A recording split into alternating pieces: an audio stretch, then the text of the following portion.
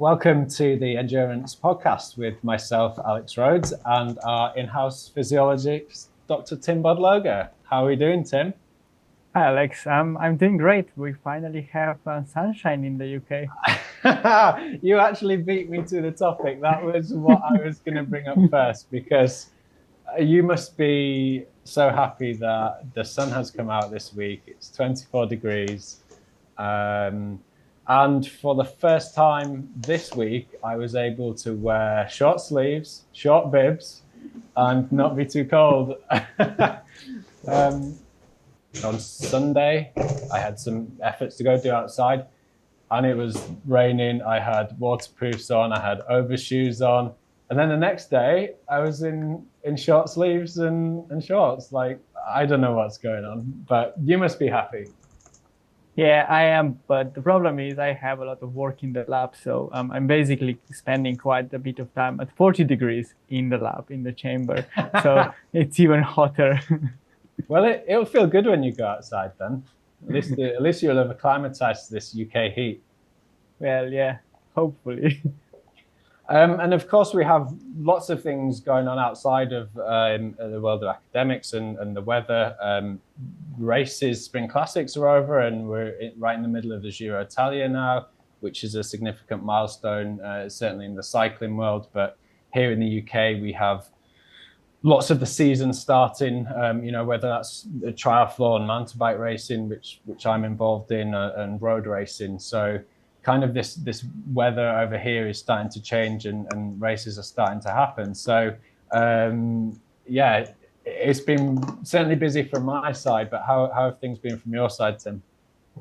Well, I'm just in the labs, and I'm trying to support my riders in races, but mostly remotely. I'm not involved with the Giro at the moment, so I'm kind of on a holiday from that perspective. Pretty lucky. Is a holiday being in the lab, or certainly the temperature's is good. Well, I don't know, because my holiday is usually when I don't know. Like, it's a good question, but probably because I'm always involved in working with cyclists. But it's kind of nice when you're not really involved in the stress, and you're not stressed about the races, and you can just watch them without having some stress and like, oh, did I fuel this rider well enough, or is he failing because of nutrition, or is he gaining weight, or like, I'm just relaxed at the moment. It just shows that you care, Tim. It just shows that you care. Well, we've got a special guest with us today who is also familiar with the world of cycling. I'd like to welcome Paul Perret, who is joining us on the podcast today. Paul is a performance nutritionist. He works with professional cyclists to varying degrees. He's also a runner himself, a mountain runner, and I hope that I've got some of this right. Maybe you'll be able to correct me. So he's very familiar with the endurance world, but we're going to have an interesting conversation about a variety of things today. So I'm certainly looking forward to it. But welcome, Paul. Hi, thank you for having me. And thank you for referring me as a runner and a mountain runner, because it's I don't think I would define me like a runner, but I was runner until I think 5 years ago. Then Achilles tendon injury just made me stop, and in the last 2-3 years, I'm turning in a really poor cyclist, road cyclist. But yeah, all the rest is true, I think. I'm pretty sure you've got a good background to go from there. But so you work as a performance nutritionist. Is it just cyclists that you work with, or do you work with a range of different endurance sports? Yeah, in the last year, my focus is turned more on cyclists. But here in Aosta, where I live, I work with a lot of different sport people. From the majority is endurance, so trail running, cross country skiing, mountain biking, road cycling, and but also like gym practitioner or any kind of sport. But yeah, in the last year working in a team, my focus is moved a lot on road cyclists. So that's my main area of work now. Yeah. And what sort of things have you come across as a nutritionist when you've delved into the world of cycling? And of course, we know, especially, you know, if you're currently watching the Giro, we know every day can be really random and really variable. So not just the day-to-day stuff, but what have you come across in your time that you've spent in it that you've either found difficult to plan for, or, you know, like we saw the other day on paper, a sprint stage, everyone, you know, should be taking it nice and easy, but, you know, it goes crazy for 70K and then the brake doesn't go. And yeah, I think it can be pretty frustrating. I mean, also what Tim was speaking about it before, just we try to plan everything on details, 100% details, and try to have everything settled down before the stage, but then is sport and is unpredictable. So a crash or anything else can just change everything, and all our works is just in the bin, and we need to find some new strategy at the last minute. So that's the first thing. The second thing, I think I needed to just forget something that I learned in school.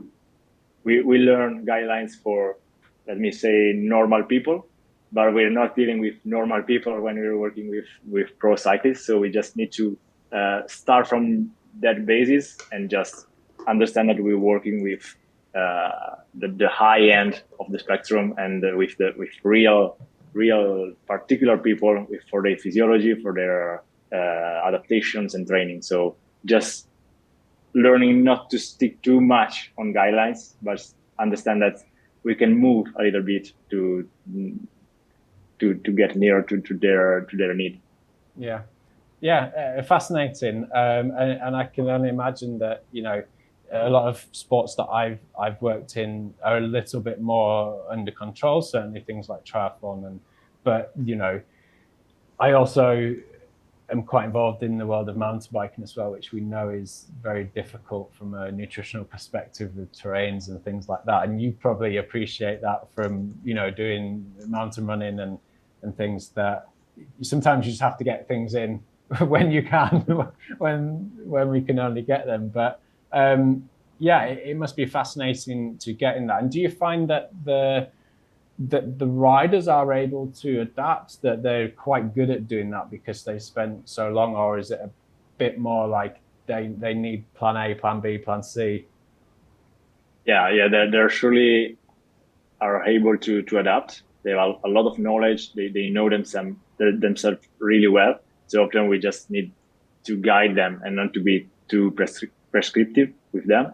But they are also often easy to change their mind, to follow some trends that enter in the peloton. I think every year has its trend, and we see whole cyclists just move toward this trend.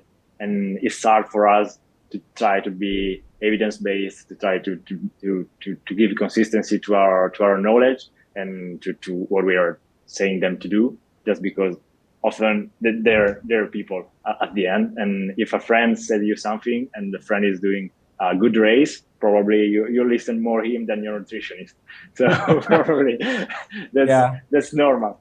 But I think see that. Oh, go on. Sorry. No, sorry. I see that is just a fact that every year, every pair of years, there's a trend in breakfast, in supplementation, in everything else, and it's just okay. Everybody now is eating pasta at breakfast. And then the year after, everybody is eating porridge, but without any evidence behind it. Yeah, and of course we're on. What are we on now, Tim? Cocoa Pops and walnuts. You know, but yeah, it can be certainly frustrating in that domain where there is resistance there, or we see that N=1 that is doing such a thing, but their genetics are different and therefore performance is different. So yeah, I can imagine that can circulate around the peloton quite quickly. But kind of just going towards your background, you know, I believe that you followed an academic path in nutrition, doing bachelor's and master's.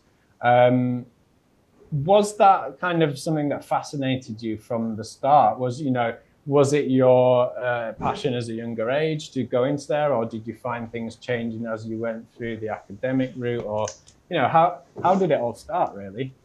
Yeah, at the end of the high school, I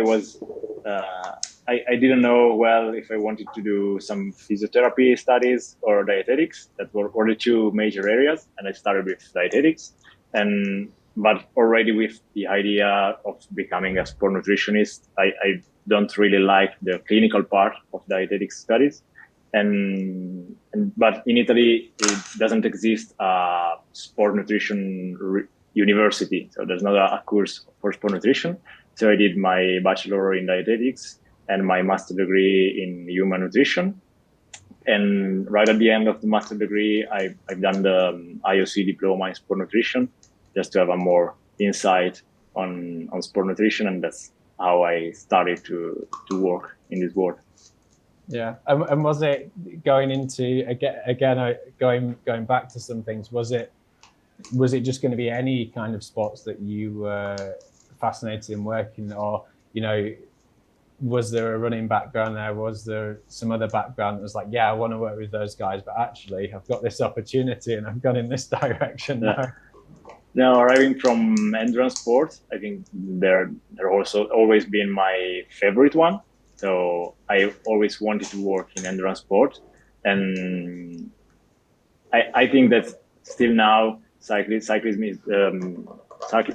the most advanced sport concerning nutrition. So it was always a small dream of mine to work in pro cycling, and when I had the occasion to do it, it was like application on LinkedIn for our internship, and I started with this, and then it goes well. Excellent. Yeah. Well, today I think this is a long-awaited topic of mine and Tim's, and probably one of our favorite topics. But today I actually want to talk about coffee. And being Italian, there's some deep roots in the coffee culture there. But equally, what coffee is within the sport, but we also know there's the ergogenic aid from caffeine, which is probably one of the most popular, whether we call it supplement, whether we call it ergogenic aid, whether we just call it a drink, it exists around us. But it is quite fascinating, the cafes and everything else, having a coffee or an espresso before you go ride.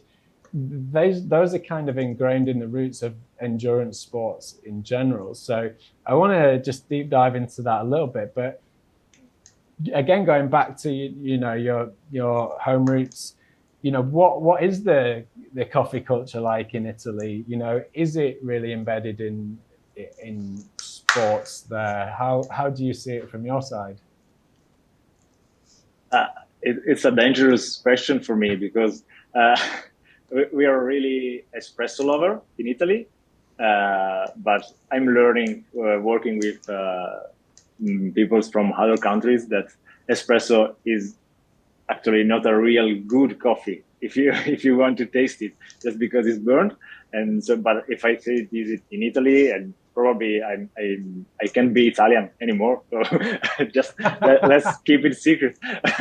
Yeah, compared to specialty coffees like the Spanish one or other countries where there's more culture around this beverage, espresso is just more, I would define it plain, because every espresso tastes similar just because it's more burnt. But there's a big coffee culture in Italy, just because for the social reason for us having a coffee, meeting for a coffee is just the only way to meet with someone. So it's just before happy hour, there's the coffee. And so that's why how we meet. We meet in a bar and have a coffee. And also, I think a lot is convenience, because often you go in a bar with some friends, and is the easiest thing to drink. Maybe it's early to drink alcohol. You don't want to drink soft beverages, so let's have a coffee. That's dangerous also because the number of coffees during the day becomes higher and higher.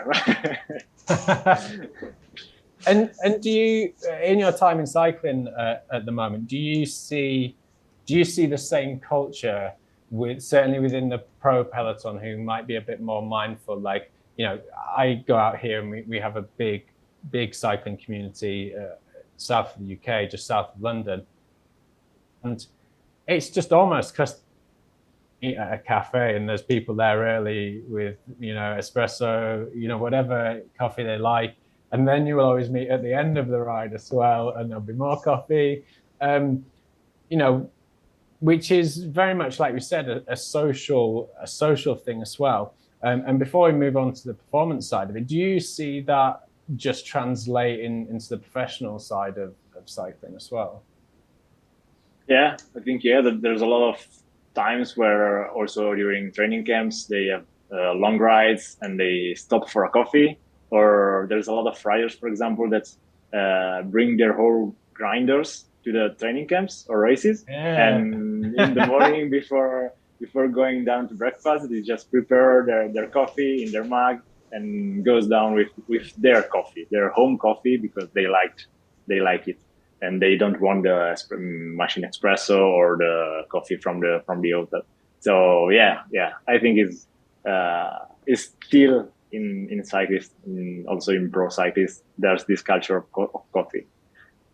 Excellent. So so that's the social side that we have, but obviously there's the performance side, and maybe Tim can just help the listeners understand, what kind of benefits can we get from it? And let's talk about the caffeine part of it now, because that's really half the reason why a lot of, athletes will drink coffee, not necessarily for the taste, but of course there's caffeine in coffee, and we get caffeine that we can get as, in tablet form, however we want to take it. But why is that such a big thing in endurance sport? And maybe Tim can start on this, and we can have a discussion around that.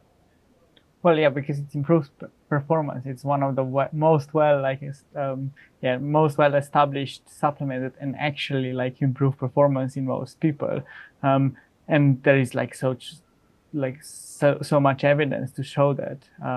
And the evidence keeps coming in, but it's kind of, I feel like it's also just because it's a culture, and cyclists are just used to drinking out of coffee. And if you look at some sports, I think coffee is also very present in sports that are kind of a bit obsessed with body mass. And drinking coffee and caffeine, some people think can help with appetite and things like that. I don't know how much evidence it is for those claims, but kind of feels like that all those sports that are kind of weight sensitive are very much into caffeine and those kind of supplements, because if we just look at the weight loss burner or fat burners or whatever they're called, they're basically caffeine. So I think it's performance, but also other things that come at play when it comes to caffeine. And I'm not a real expert in caffeine whatsoever, so. And what is, how does it enhance our performance? What are the ways in which it does that? I think you can tell us this, because probably my definition would be wrong. I'm not sure about that, but I mean, I'm the host here. You're supposed to be explaining to me. I don't know everything.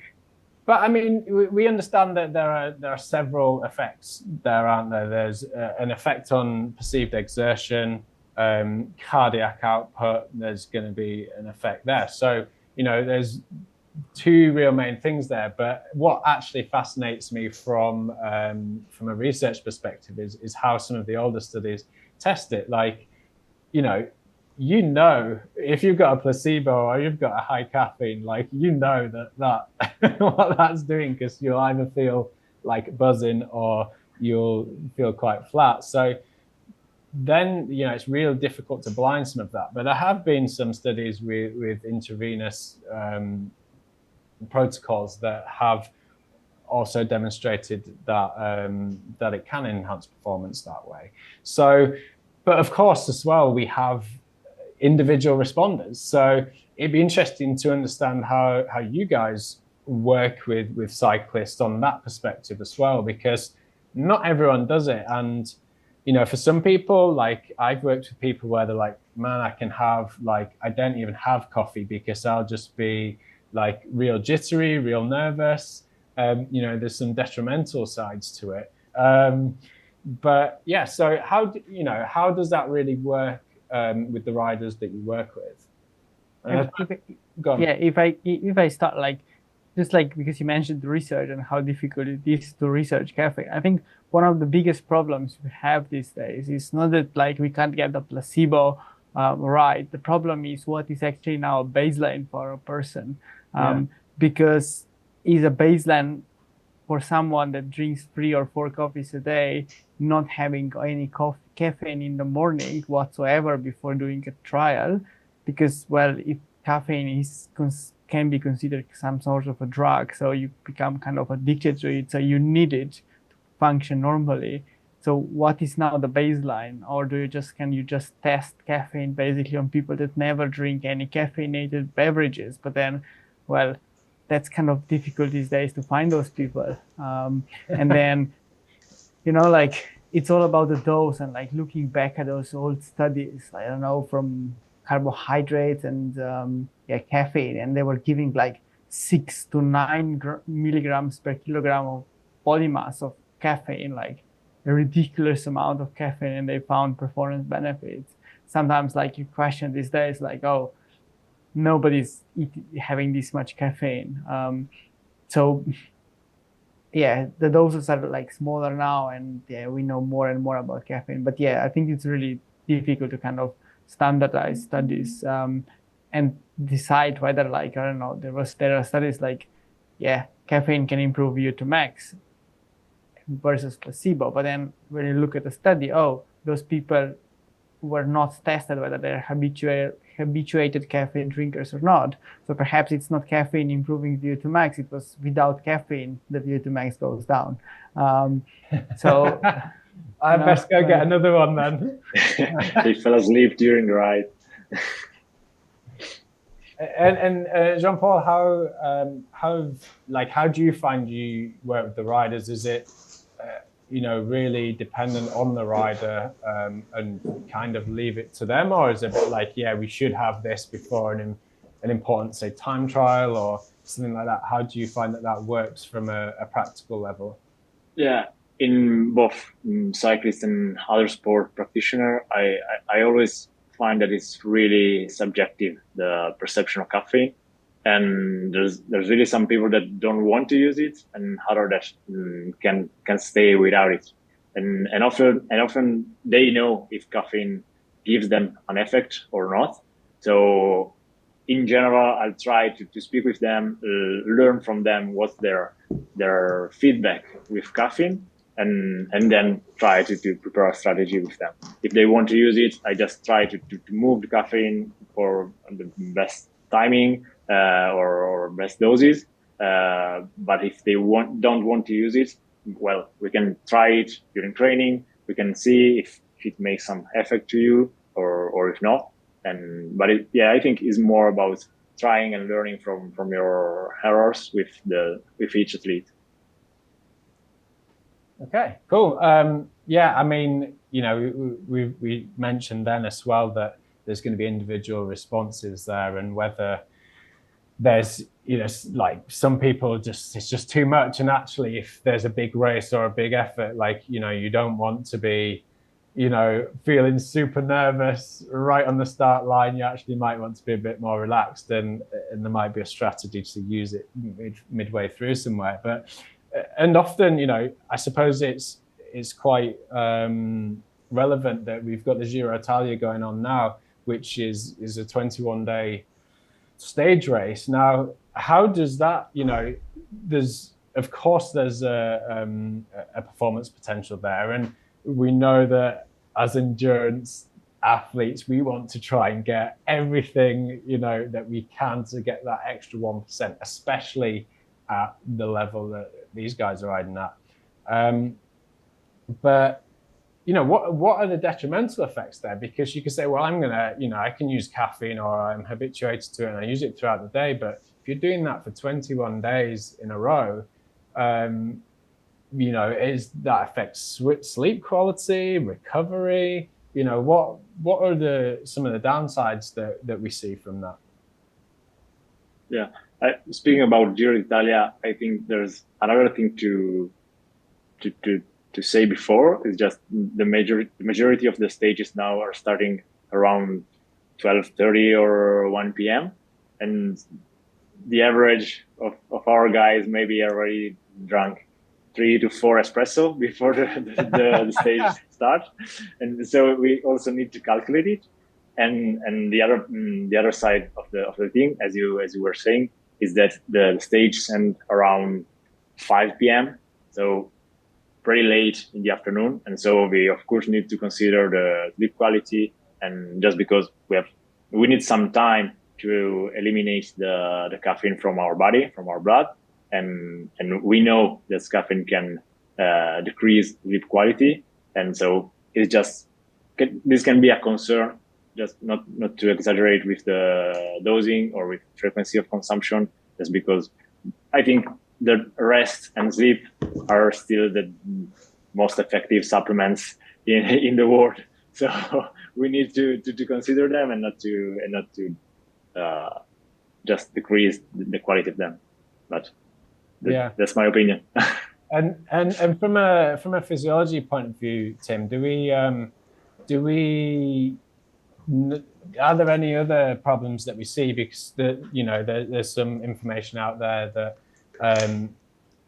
I know we'll probably get into the weeds of study designs and all that kind of stuff. But caffeine to promote fat oxidation, it may have an inhibition on carbohydrate metabolism. Now, what's your view on how that interacts, and does that affect how you prescribe it to people? Because these are kind of common things. Again, like you said, in the weight loss supplement, I'm going to have caffeine because that speeds up fat metabolism, and we can get down the kind of mechanistic side of things. But is there anything that you see from your side that having it can actually be detrimental? I mean, one of the things that we need to kind of set the record straight is when you do a study and let's say you look at the effect of caffeine on fat metabolism during exercise, what you do is basically put people on a trainer and ask them to exercise, or basically set the resistance to, I don't know, let's say 200 watts. And then you either give them caffeine or you don't give them caffeine. So the resistance is set. And then they exercise. And then you measure fat oxidation rates, and perhaps you see a slight increase in fat oxidation rates with caffeine. But then what happens in the real world is actually the reverse, because when you give people an ergogenic aid, what happens is, they will just push harder because the perceived effort will be lower. And because they will push harder, they will actually burn more glycogen stores and fatigue in the long term quicker. So you can see this with riders. If you want to go for a race day after day use caffeine and they push too hard, then the recovery the next day will suffer because they will be just pushing too hard and then not recover properly. So I think we need to kind of look at these studies really with a lot of thought. Also there is now evidence showing caffeine can promote glycogen resynthesis, but do you really want to have caffeine in the afternoon after a stage? And then you have studies showing caffeine induces insulin kind of resistance, almost kind of reduces kind of increases the blood glucose concentrations after a meal. And then, so it's kind of, you don't really know where to start with caffeine. And I think it's very individual. And it's also kind of when you work with professional athletes, but also amateur people, how they feel about caffeine. It's not just one fit size, all approach. And I think it's not just physiology, it's also psychology that plays a really important role. Yeah, so I mean, I see there from what we've described and what we've just spoke about in terms of impacting that recovery, the sleep quality, which then obviously plays into the recovery. But then, as whether it's amateur or professional athletes, if we're then going on to the next day and you're like, man, I need 2-3 coffees just to get me going because I've got a hard session, and you get through the session, but then are we just working hard and that recovery is not happening there? So we could find ourselves potentially in a bit of a hole or overreaching if we lean on it a little bit too much. Now, I might be partially in there because I've got 2 kids and they wake up however many times a night, and I've just got to get the training done. So I'll hold my hands up to that. But is that something that either of you have even noticed, or is that there just potential for that reliance on it just to get you through the next? And maybe we don't see as good performance enhancement and adaptation because of that, because we're just under recovering, or however we want to look at it, under fueling.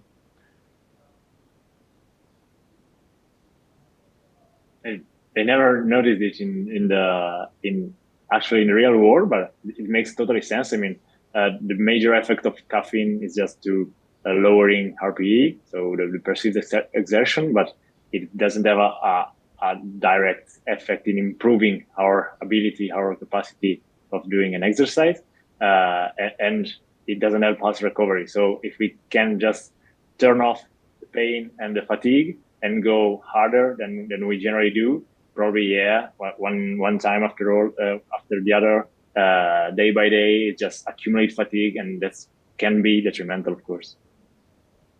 And do you say anything on that, Tim? Yeah, I agree, but at the same time, because these riders are so people are so habituated to caffeine, including myself, I will just have normal coffee every single day, but then I will go with extra caffeine if I have a hard day, and just use that extra as an extra, but always take baseline as a baseline, basically something that I need to basically normally function. If I don't get it, then it's another kind of a problem. So I always take the baseline as a baseline, and then I always add the recommended amount of milligrams of caffeine on the top of that. Yeah. Okay, and that's how you prescribe as well.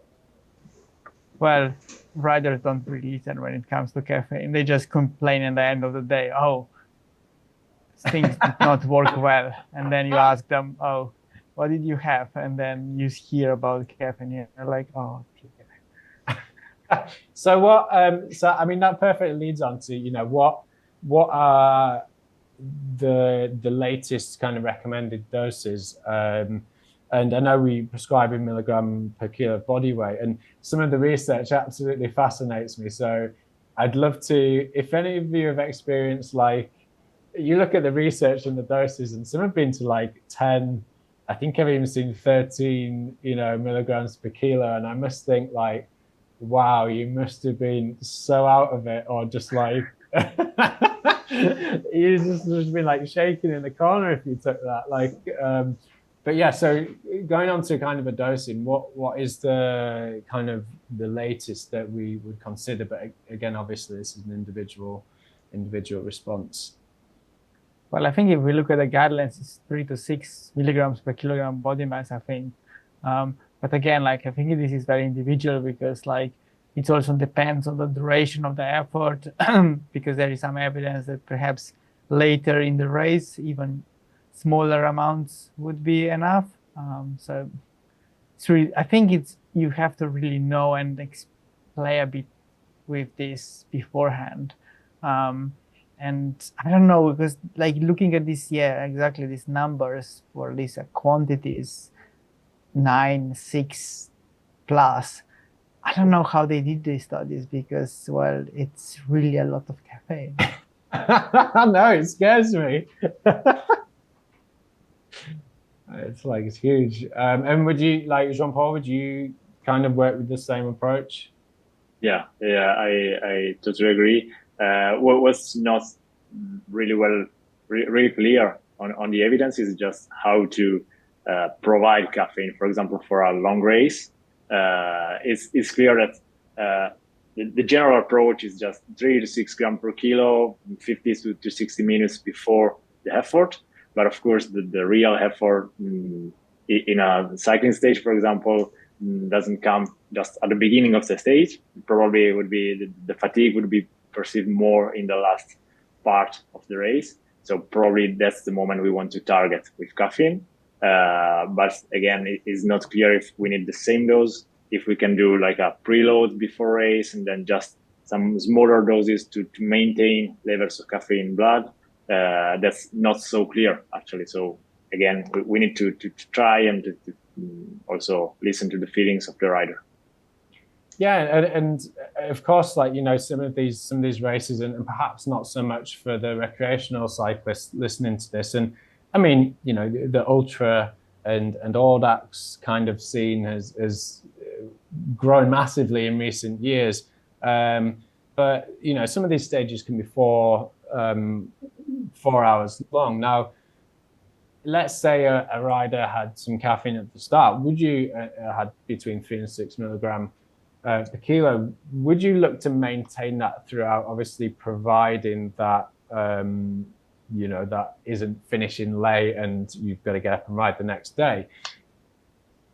Well, how do you then look at structuring? Well, if we're taking it at this point, we need to maintain, otherwise, you know, it could have a detrimental effect. Or do we just say, well, let's hold off to this point in the race, and then we just want to maintain that dose? I suppose that's quite a varied question, but do we need to maintain really as we go along? Yeah, it also depends on the dose we want to target. My general approach is just to, okay, I want to stay in this 3 to 6 milligram per kilo in the whole race. So if you prefer, we can do like 3 grams per kilo before the race and then other 3 split during the race. Also because having more than 3 grams per kilo during the race can be pretty difficult. But yeah, that's generally what I do. Just try to target the entire race with these quantities. Of course, it becomes really difficult with ultra races. Here in Austria, where I live, there's the Tour de Géant, that is 360 kilometers in mountains. And for like, I think that you just walk and run for 3, 4, 5 days on a row, and they don't have any stop for sleeping. So the first one that arrives at the finish line maybe has slept 1 or 2 hours in the last 3 days, and all the rest of the day is just running and working. And if you want to help him staying awake, it's also, again, we don't have the numbers to have evidence about this. We don't know how many caffeine we can provide him. We don't know how many time we need to consider before the first doses of caffeine has been washed out from the body. And so it becomes really individual. Yeah, and that could be fascinating because you know, myself, I've worked with a few of those types of athletes, but I suppose it then actually becomes quite strategic rather than, I suppose it you know, goes into performance. But it could be at a point where those people are like, well, you know, my natural circadian rhythm is going to be fine during the day, so actually, you know, maybe I want to hold off, and when it gets to a difficult point in the middle of the night where there's risk of, you know, lapse of concentration, falling, you know, those kind of things, it might be strategically used to then go, right, that's the point that I want it, because that will just give me a boost till, you know, the earliest hours of the morning. I have 2 hours sleep, and then I do the same again.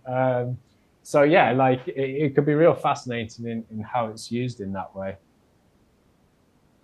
And do we understand, like, if I just take a single dose, you know, how quickly does that fade away?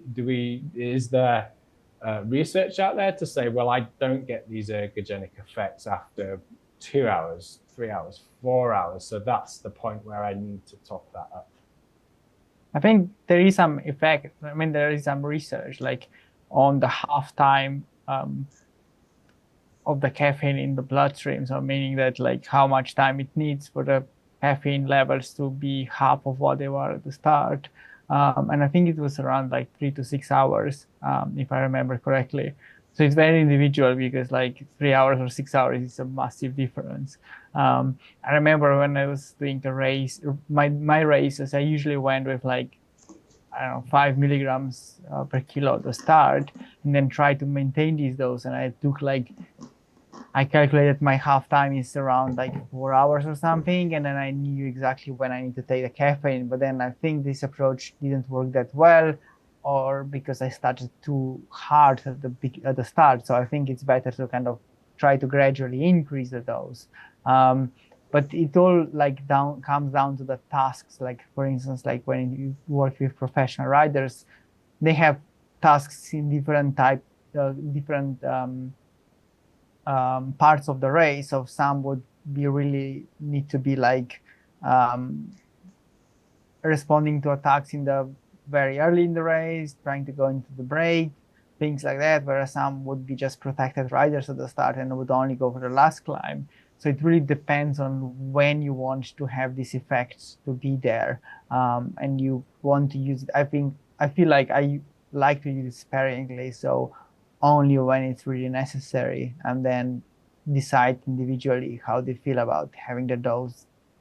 And some riders would be really hitting really high amounts, and some riders would only have like 175 milligrams or whatever gel, and that would be it.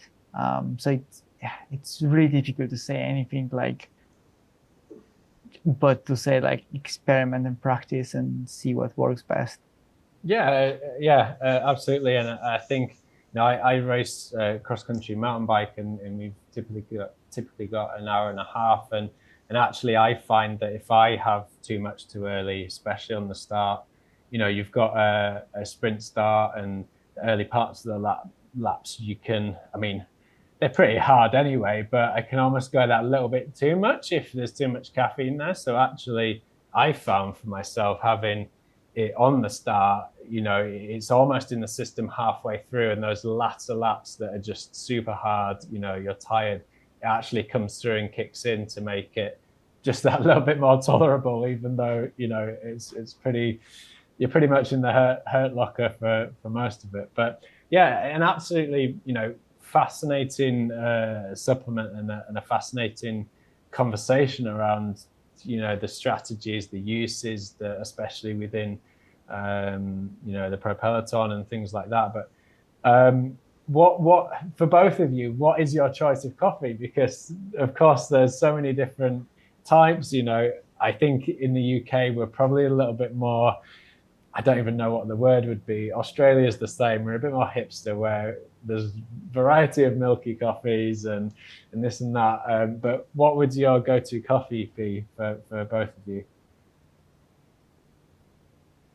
That's I think I'll go for macchiato in Italy. Okay. It's just like espresso with a small amount of milk on top for the first hour of the day. And then after meals, pure espresso. Yeah, that's my choice. And how about you, Tim? Well, I'm kind of an AeroPress fan these days. I don't know, 18 to 20 grams of coffee in the morning, and this is all I can have. For some reason, I really don't like espresso, and I don't like to add milk into the coffee because I never know how many calories there are in the coffee. So like an Americano then? Yeah, kind of, yeah. Yeah, I've progressed through the time. I was very milky coffee, and I only really got into coffee in my late 20s, so it's quite late into it. But I started really milky, like latte, and now I'm just almost pretty much pure espresso. And actually, maybe it's just the personality where I like trying to dial it in and get the flavors, and it's become way more than just a drink in ergogenic aid in this house anyway. But yeah, there's a lot to be said by it. But I think unless there's anything from the both of you, we can wrap it up there. It was a great conversation. it's really good to have you on, Jean-Paul. I can actually think about how to finish this podcast, and like last time we kind of just got in the weeds of discussing, and I just forgot how to end it. So maybe I think about a proper ending this time. I think that, like, if I may add, I know it's hot now, but one of the things that we need to be really careful about caffeine is also that it kind of induces thermogenesis, meaning that it increases the heat formation. So for like really hot days, perhaps it's not best to have a lot of caffeine in the system, and vice versa. In the cold, addition of caffeine can perhaps make us feel a bit warmer. So for like classics, I was using caffeine much earlier than I would in normal races. And then in the summer, you have to be kind of careful on really hot days whether to use caffeine or not. Okay, so that's something that you consider with that prescription, throughout the year within the pro cycling. Yeah, I think I don't know, because you're also competing in really cold weather, but I guess like caffeine can help with the heat, with the cold. So basically you're saying for anyone listening from the UK, we can just cut out caffeine for like 1 week of the year, and then we can just go straight back to it and just as many coffees as we want. Pretty much. But certainly in Italy, the hot summers, we might have to think about that a bit more. Yeah, I'm in the mountain, so I think I can still drink a lot of coffee. Happy about it. That's nice. I mean, because one of the things, like for instance, most energy drinks contain also not just caffeine but also taurine, and taurine has been shown to have a counter effect, like on the thermoregulation in terms of like inducing sweating quicker, I think. So kind of reducing the core temperature. And combined with caffeine, then you get a null effect. Whereas if you just have caffeine, you probably just get diet-induced thermogenesis or thermogenesis. With taurine, perhaps you nullify that. I don't know, but this is just something to think about. Okay. So there might be additional effects by combinations. Yeah. Interesting. So rather than going for the espresso, do we need to go for the Red Bull? Or, there's no sponsor by Red Bull there, unfortunately. But is that going to be better for us than say caffeine pills, for example? Well, I don't know. Like, I think that research is really like in its infancy in that regard. So, like, I know there are some studies from one UK lab about the taurine and its effects on sweating and stuff. But I think we need more evidence. But it's clearly something to think about in the future. So you're not an advocate of the menthol then, because that's also been added as I don't know if it's RP, thermal regulation, or it can actually help cool us. I saw some studies around menthol drinks. But menthol, that's a supplement that doesn't really work. Like, it works in the lab setting when you give people menthol or you give people placebo, and then when you give menthol and carbohydrates, it stops working because carbohydrates are more ergogenic on its own. So like there is no additional benefit there. Perhaps some people feel cooler, but I don't think that's like massive. Whereas taurine apparently has some real physiological benefits, not just like perception. Yeah. Okay. Cool. Well, on that note, I don't want to make things any colder in the UK because we've got a good spell of weather. So thank you both for joining us, and it's been an absolute pleasure to talk to you and have you on the podcast, Jean-Paul. And of course, we wish you the best with everything and working in pro cycling, and we'd love to have you on again. Thank you for having me. Happy to do it again. Excellent. And I'm sure we'll speak soon, Tim. Yeah, looking forward to. Enjoy the weather. Ciao. You too. Ciao.